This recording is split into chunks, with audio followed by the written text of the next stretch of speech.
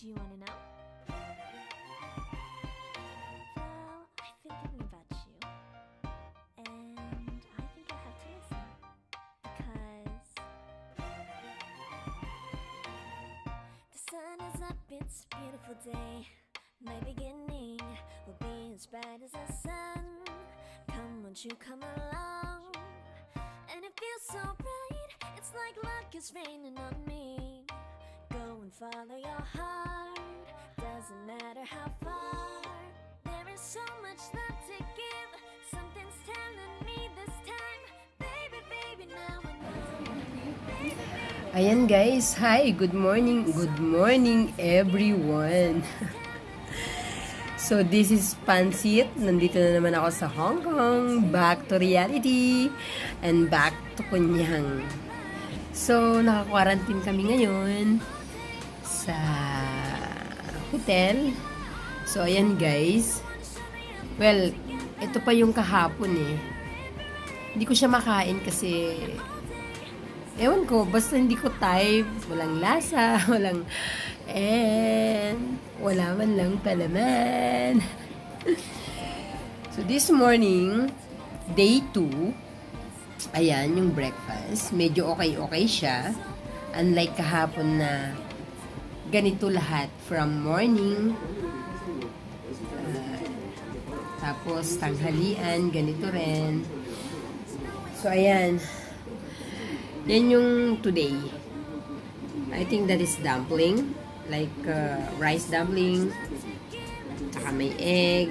Tsaka may parang meatballs. Ewan ko. So yan guys. Water lang ang sakalam. Kasi madami siya. So ayan. Hindi ko siya makain guys. Pinipilit kong kainin kasi well, gutom na rin ako, pero hindi ko talaga makain eh, kasi walang lasa. Aside from walang lasa, hindi parang pagkain siya talaga ng, ewan. So, buti na lang, guys, nagdala ako ng aking coffee. Ayan. Buti nagdala ako ng aking coffee ko blanca. So, instant na kumain ako, nagkape na lang ako. So, nakakadalawang cup na ako ng coffee.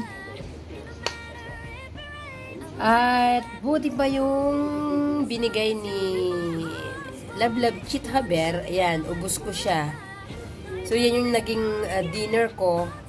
And at the same time, naging breakfast ko kanina kasi nagutom talaga ako nung pagkagising ko. And may orange pa. So guys, ito yung buhay ng nakapakarantin. It's hard, pero walang magawa.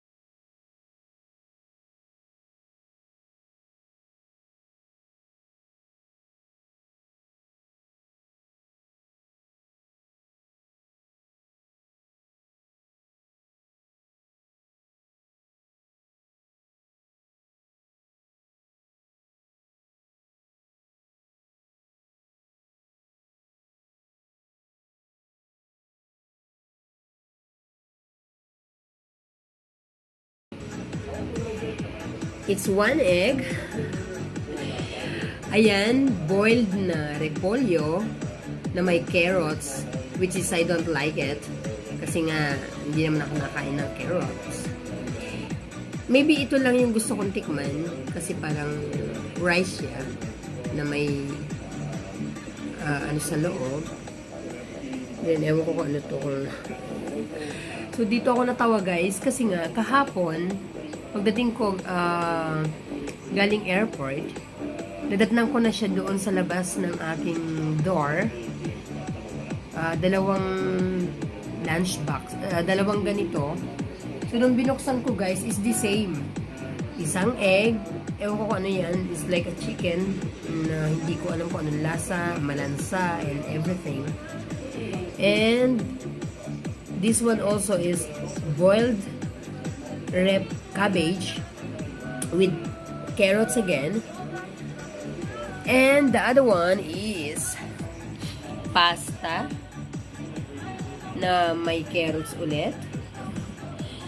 And this is fish fillet. Tinikman ko lang siya kasi nga no choice. Kailangan bago ako uminom ng gamot kasi nga medyo may ubo pa ako. So, tinikman ko lang siya guys. Hindi ko siya tinapos kasi well, hindi ko talaga kaya. So, ayan ang buhay namin na naka-quarantine ngayon. Katatapos ko lang pong mag-test. So, thanks God. Second day. That's negative. So, ayun. Hanggang Saturday pa ako. Ewan ko anong gagawin ko. But, eto. Nakatulala. Nakaupo. Nakadungaw sa bintana. So, ayan. At, eto na nga. Dahil guys, ang hirap-hirap na pong bumalik pag nakauwi ka na po ng Pilipinas. Dun po sa mga may anak, na OFWs na katulad namin, napakahirap na po yung bumalik. To be honest, manalaki na yung mga anak ko, pero ngayon ko lang na-feel yung sobrang sakit na makita mo silang malalaki na, dalaga na, and then at the same time, para mo na silang mga sisters, kapatid. So, parang iba na yung pakiramdam. But anyway, kagaya nga ng sinabi ko,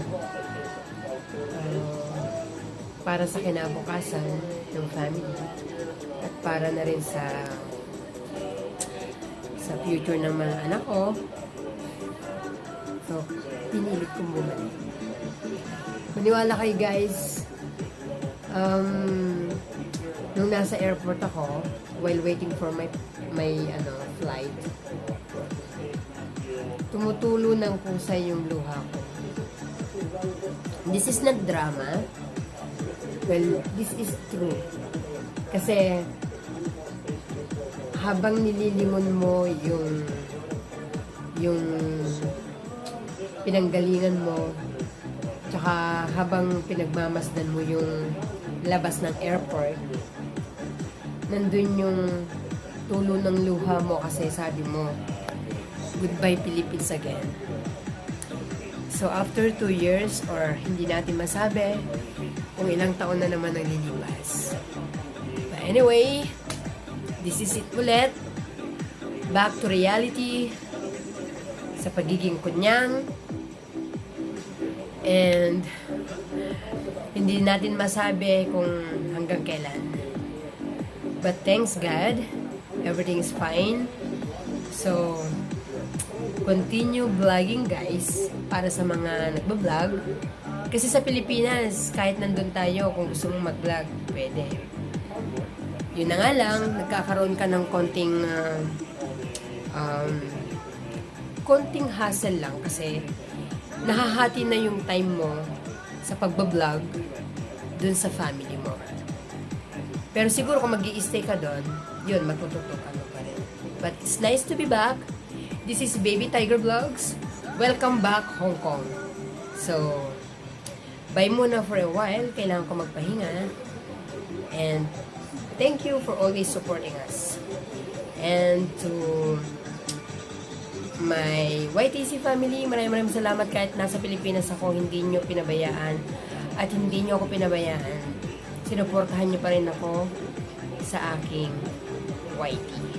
Thank you and bye. God bless you all.